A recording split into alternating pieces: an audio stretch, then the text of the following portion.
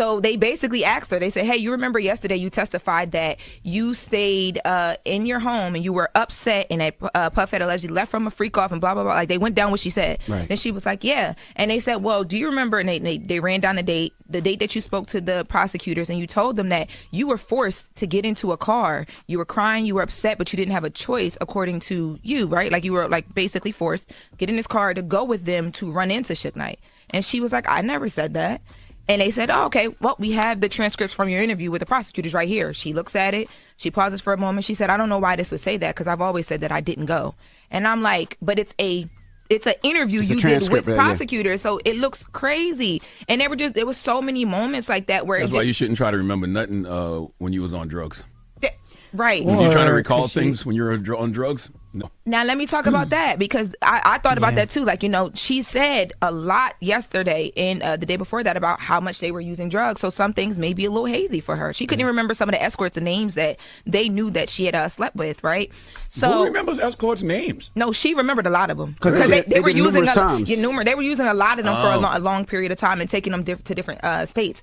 But drug use. So there was a time in 2017 where things were like super, super hazy, right? And she on the stand said, I really don't remember much from this time because there was something else that they were talking to her about and it was just all over the place and she wasn't sounding like she was telling the truth.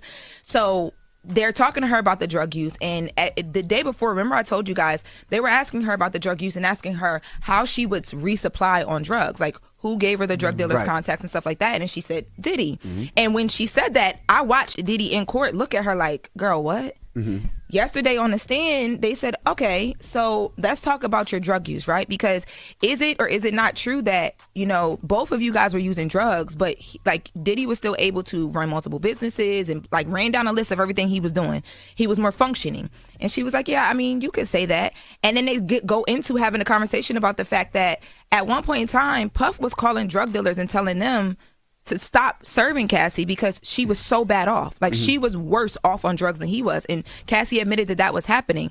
The day before that, though, they painted it as if she was lost in this whole drug abuse thing that was caused and spiraled out by Puff. Yesterday, the conversation was, no, you were making choices on your own, to the point where he was even having to intervene with some of her friends because he didn't like how much drugs she was doing. He was trying to protect the way that they were doing. They were doing their things, right? But he was trying to make sure that it was, from what they're alleging, that it was a lot more safe. And she didn't push back on it. I thought they were saying, I thought Diddy's team was saying that Diddy was also on drugs really bad, and they were trying to say that's why he didn't remember putting hands on her. But they even said he OD'd. He OD'd, yes. So look, they never, and this is why I'm saying the prosecution left their star witness out there looking crazy, because Diddy's team has never ran from any of that. They have talked about his drug use. Yesterday, it did come up in court that he overdosed at this around the time that Whitney Houston passed away, right?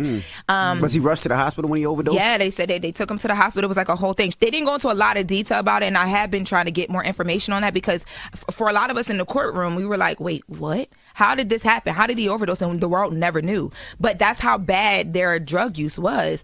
But he was always able to keep himself together and not fall off, and able to try and go through withdrawals and stuff to get off of it. She was having a bit of a harder time from what it seemed like, to the point where he was encouraging her to go to rehab, and she admitted she did go to a wellness spa and things of that nature. But I think the reason why I brought that up is because Puff's team did try and use that as a defense, right? And she tried to do that as well. But the way that everything is coming out now, is really seeming like, okay, what we saw happen to her in that video, and the other things that I know happened to her because we've seen photos of the bruises and things like that, right, is not okay. But the way that they were able to almost humanize, okay, he had a lot of drugs in him too. If we're going to give her a pass for, being drugged up and, not being able to make her own decisions, we should have that conversation about him too, is what they were able to accomplish yesterday.